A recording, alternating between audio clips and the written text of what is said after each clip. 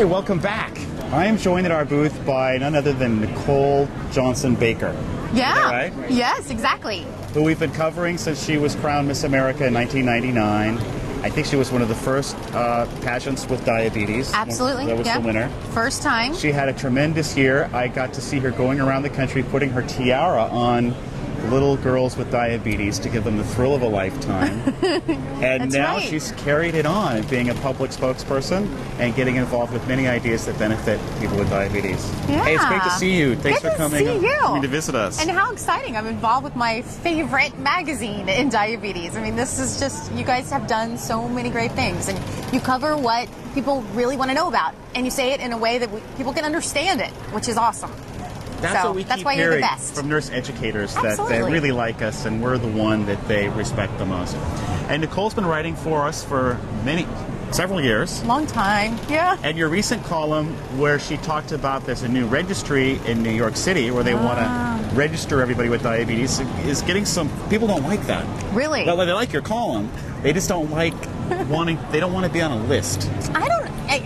And I tend to agree, I don't either. Because I don't, first, I can understand how we could get to a point of having a registry, but you have to have some kind of assurance of security. And I don't think that there's that assurance, and we don't know how that registry is actually going to be run, or if they have the manpower. Why spend all of that money? I mean, hundreds and hundreds and hundreds of thousands of dollars in creating a list when you could use those hundreds of thousands of dollars and put it into something that would actually impact people's lives right now.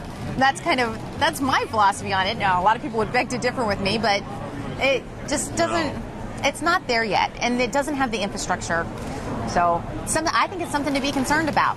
And I don't want information, or my information, I mean, from a personal standpoint, to get into the wrong hands. Maybe it's the Department of Transportation, and that they hold my A1C value against me and don't want to give me my driver's license. Right. Or gets to the company. insurance commission. Right. And they say, okay, well, your premium's going to be higher because you're going to cost us more money. Or whatever the case may be. So a lot of... We got to watch out for discrimination, in whichever form it comes in. And I love how you pick topics that you kind of the watchdog for. And there's so many. I'm quite concerned about the uninsured. It's growing. The middle class is becoming uninsured faster than ever. Mm-hmm. It's frightening. And all of this is great if you have insurance, You know what? I mean, this is very personal, but I lose my insurance in 45 days. How come? I become one of the ones that's uninsured. Well, really? I had insurance through my husband and his job, and he switched jobs. And so now, the COBRA and that kind of thing is just cost prohibitive. And we can't do it. So I'm now on the hunt for what am I going to be able to do, and what kind of insurance can I purchase just for a self-employed person that actually covers something. And that's the problem, is that you can purchase insurance and it's okay for your, rainy day when you wind up in the hospital, but covering test strips, forget it. I know we have a 10-person company, and when we were trying to find a company health plan, several companies said, oh, well, take Scott off the plan, and then we'll insure you. So cherry pick. Yeah. But we did find Kaiser then, and they were beautiful. Oh, that's great. They didn't care about pre-existing conditions. But you have a family and a child. I do. I've got a new that's my little Ava. We had lots of articles about the pregnancy and how it went, and she is 7 months old now, and just wonderful, perfectly healthy. And she's in Florida with... She's with grandparents. But actually, she has become now my thesis. I went back, with all the scholarship money I won in the Miss America program, I've been able to get 2 master's degrees.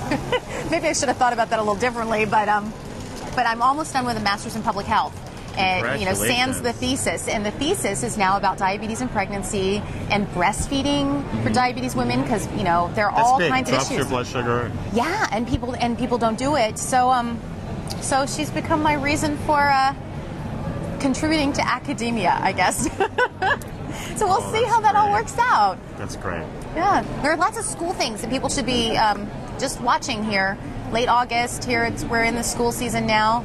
Just finished an article about a recent PTA decision that's going to be a positive thing for parents and families who have a school-age student. The National PTA, so that's, representatives from all the PTAs from all across the country. They had a decision come down and a recommendation in support of students with diabetes, saying that they agree with the ADA's standpoint that there should be all teachers and school personnel should receive some kind of diabetes education, and that there should be 2 people on each school property where there is not a nurse that are trained in diabetes emergency procedure. That's because, terrific. You know what? Ideally, we'd love to have a school nurse in every setting, and hopefully someday that will happen. But until then, we can't let kids suffer. That's terrific. That's so there you go. news. So these kinds of things are coming up, and these are the watchdog topics. I'd like to offer a degree program right from our website. And we have 5,000 articles of content. We're rearranging it, but we're talking about adding quizzes, and then people could, be informal, but they could go through all of the modules, and then we print them out a little certificate. Ooh, that's cool. So I think that could be helpful for teachers, for kids. Absolutely. Use the videos in there. Absolutely.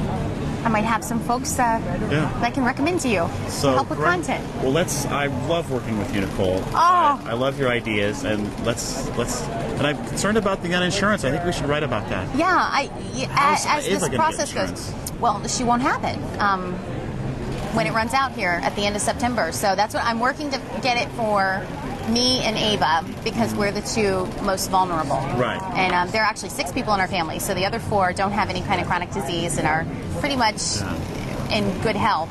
But I'm worried about the 2 of us here at this time. So I'm doing the research and talking to as many people as I can, and something's going to work out.